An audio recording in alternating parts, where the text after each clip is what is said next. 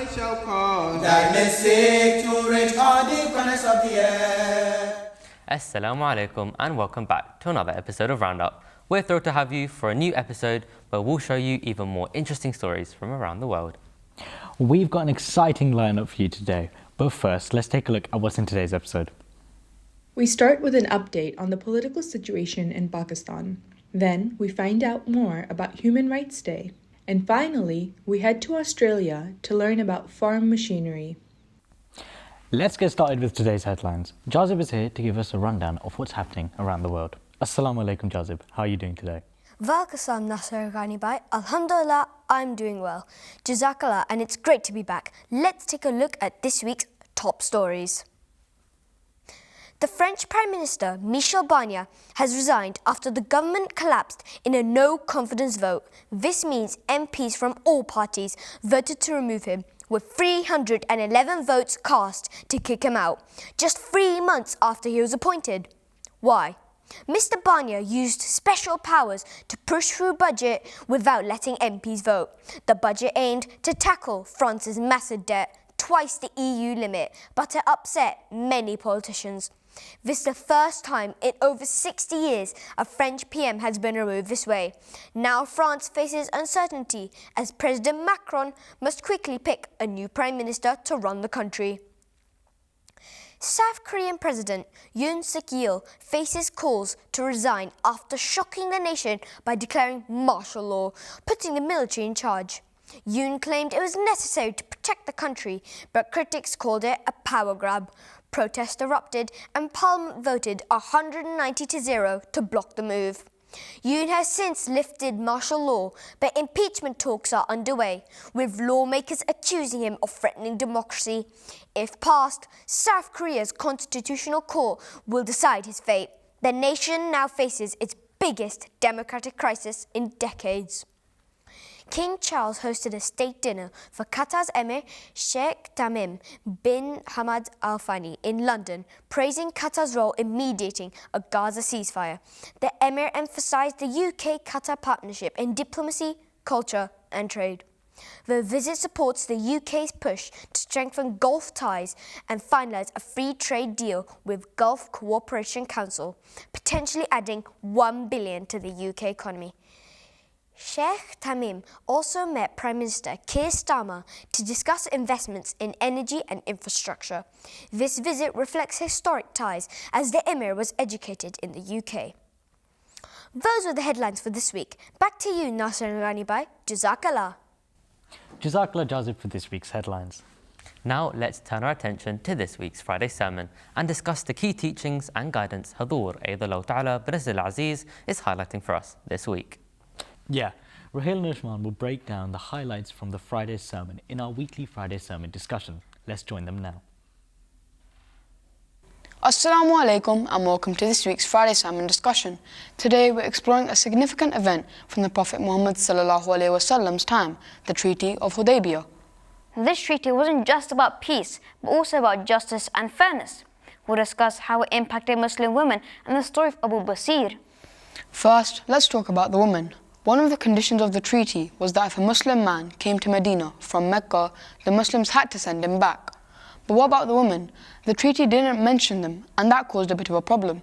A woman named Kulthum, who was related to the famous companion Hazrat Uthman radhiyallahu anhu, escaped from Mecca and arrived in Medina to join the Muslims.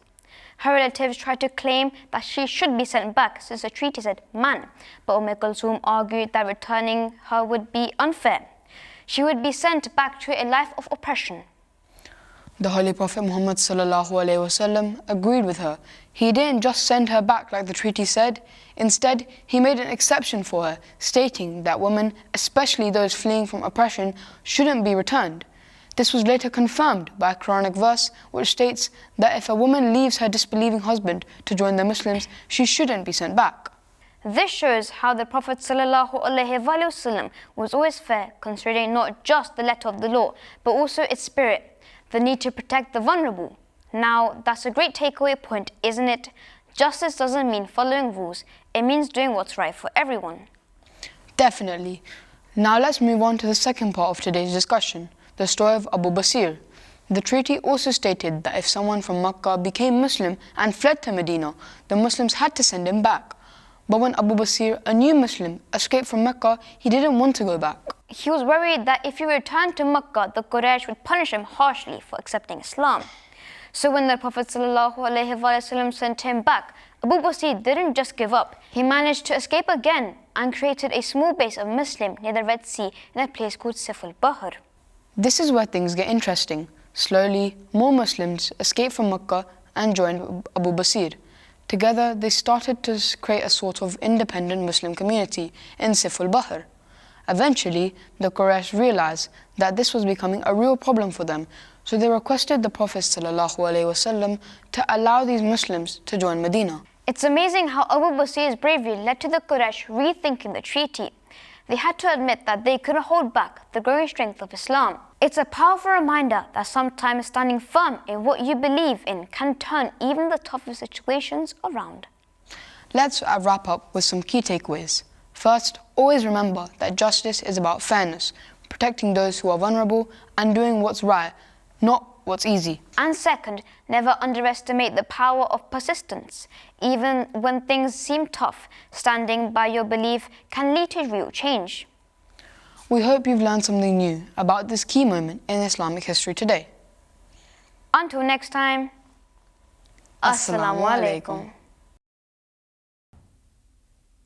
Jazakallah Ruhail and Urshman for helping us better understand and reflect over the key messages from this week's sermon. But we should always remember to listen to the full Friday sermon. Now, moving on, up next we take a look at Pakistan for a special report. Ghani will be taking you through the latest updates surrounding Pakistan and Imran Khan. Jazakallah Nasser. You might know Imran Khan as the cricket superstar who led his team to win the World Cup in 1992. But he's also been one of Pakistan's most talked about politicians. Right now, though, he's in the middle of a huge legal and political storm. Imran Khan is facing charges of terrorism. On Thursday, he was accused of encouraging violent protests against Pakistan's military. These protests have happened last year when Khan was arrested for corruption. Thousands of his supporters stormed military buildings, including the army's headquarters. Some of these buildings were set on fire, and at least 8 people were killed during the chaos. Khan, however, denies that he told anyone to use violence. The charges have made things even more intense for Khan, who has been in jail since late 2023. His political party, called PTI, say these accusations are unfair and politically motivated. They believe Pakistan's government and military are trying to keep him out of politics because he's such a big challenger to their power. Khan and his party have said for months that they believe the last election was rigged against them. The government denies this, but Khan's supporters are still protesting, demanding his release and fair treatment. But it doesn't stop there. Just this week, a court issued arrest warrants for Khan's wife, Bushra Bibi. She's accused of not showing up to court for corruption charges and leading a protest march that turned violent. For years, Imran Khan has been in and out of trouble. He's fought corruption cases, faced accusations, and even lost power as Prime Minister in 2022. Some people in Pakistan see him as a hero, fighting against the country's powerful military and government. Others think he's responsible for creating instability and chaos. It's a tense situation with no easy solution in sight. We'll keep watching to see what happens next as Khan's legal battles continue and supporters demand change. That's all for today. Back to you, Nasser. Jazakallah for that update, Ghani. Very informative indeed. Next, we're covering an important global event, Human Rights Day. This annual event is a reminder of the fundamental rights and freedoms every person deserves. Let's head over to Kashif, who will tell us more about this special global event.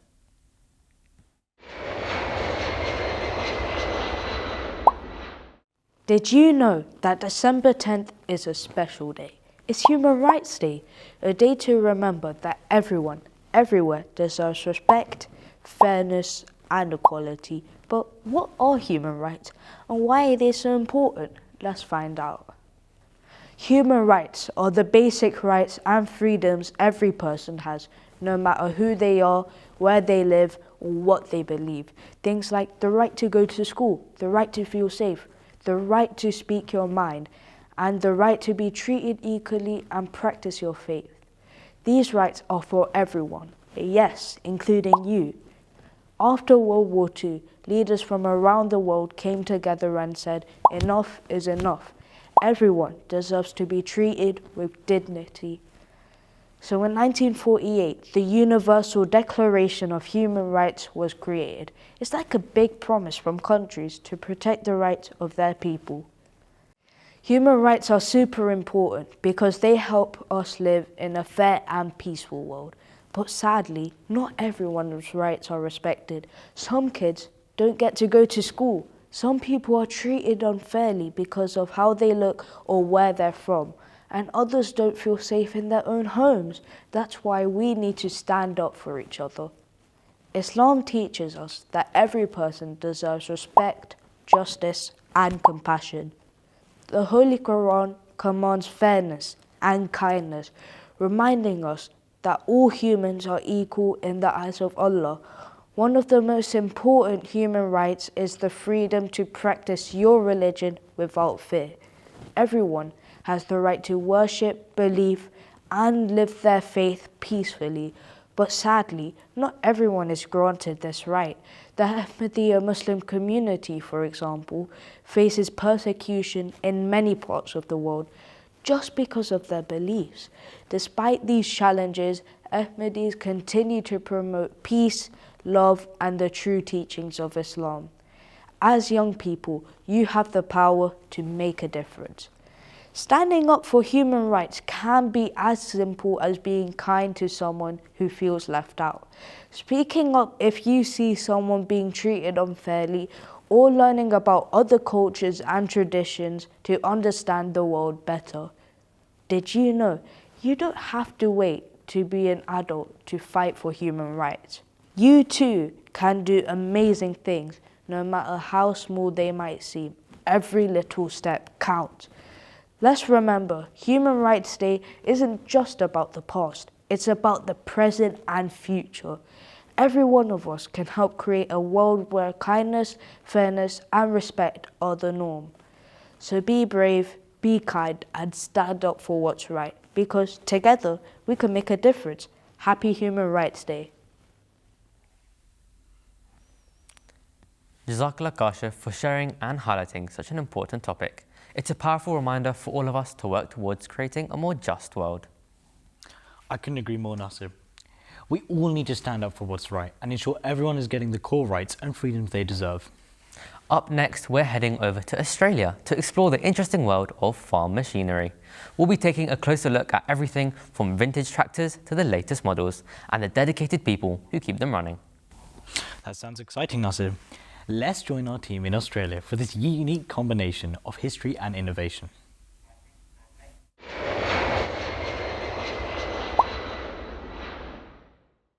Assalamu alaikum. Today we are at the Campbelltown Steam and Machinery Museum for the Oil, Steam and Kerosene Weekend. And this segment is going to be all about tractors, what they were before, what they're like now, and everything in between. At the Oil, Steam and Kerosene Weekend, there are many attractions present, such as the one behind me, which is steam traction engine. Now, this engine was built in 1913 in Leeds, which is in Great Britain. So to power this massive engine, they would use boilers that would boil water into steam. But what would they use to boil that water? They would actually use coal and wood.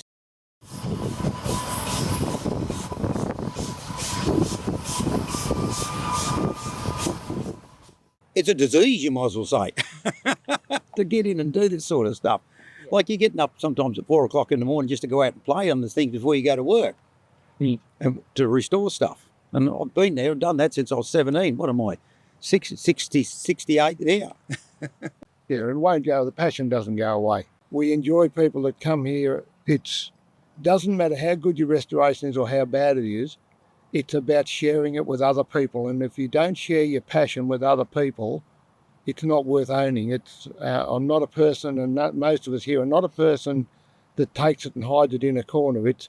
I display vintage cars as well, and I love taking them out to the public, out to where people can see them and share the history and whatever it is. And that's what this place is about. It's sharing our history to pass it on and showing people see where we came from. And I think that's very important to us here. This tractor's been in my family since the early 70s. My grandfather and a couple of his mates had a bit of a collection down in Colo Vale at the time.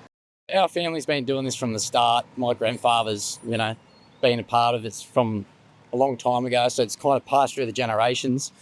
So I guess the only reason why, I'm part of it is because it's in my blood. And, I hope to pass it on to future generations, so we'll keep it going. Thank you for joining us today, where we learn all about tractors at the Oil, Steam and Kerosene Weekend held by the Campbelltown Steam and Machinery Museum. Thank you. What a fascinating experience. It's amazing to see how much care and effort goes into preserving a part of history. Definitely, Nasser. It's interesting to see places where tradition and innovation can coexist. That's right. Well, with that said, we come to the end of another episode. We hope you've enjoyed the stories and updates from today. We hope you'll tune in again next week for more news, stories and exciting segments from across the globe. And don't forget to follow us on social media for behind-the-scenes content and any updates on future episodes. But until next time, Assalamu alaikum.